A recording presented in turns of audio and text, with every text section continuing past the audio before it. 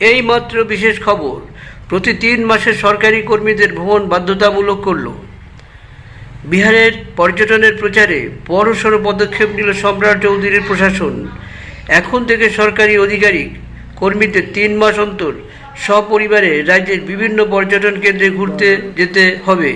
ইতিমধ্যে এই সংক্রান্ত নির্দেশ জারি করেছেন জেনারেল অ্যাডমিনিস্ট্রেশন ডিপার্টমেন্টের অতিরিক্ত মুখ্য সচিব বি রাজেন্দ্রন।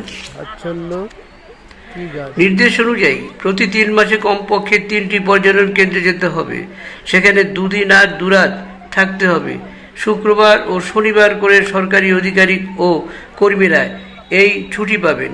পুরো বিষয়টি সরকারি কাজের অংশ হিসেবেই দেখা হবে। এখানেই শেষ নয়, আরও খবর রয়েছে।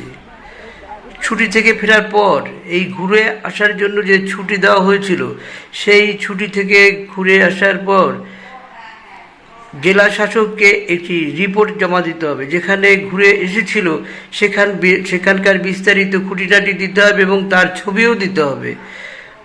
পর্যটক কেন্দ্রে কী সুবিধা রয়েছে, কী অসুবিধা রয়েছে, তার খুঁটিনাটি জমা দিতে হবে। পদস্থ অধিকারীদের ক্ষেত্রে ভ্রমণের নিয়ম কিছুটা আলাদা। নির্দেশে বলা হয়েছে যে জেলায় পোস্টিং রয়েছে তার বাইরে ঘুরে আসতে হবে। বন্ধুরা, আপনাদের কি মত? আপনারা অবশ্যই এই ক্ষেত্রে কিছু কমেন্ট করবেন। এক অভিনব পদ্ধতি বা নিয়ম শুরু করলো পাটনা বিহার গভর্নমেন্ট। কমেন্ট বক্সে অবশ্যই জানাবেন আপনাদের প্রতিক্রিয়া, আর সেই সঙ্গে একটু লাইক, শেয়ার ও সাবস্ক্রাইব করে রাখবেন। পরবর্তীকালে এই ধরনের ভিডিও আপনারা পেয়ে যাবেন পরপর।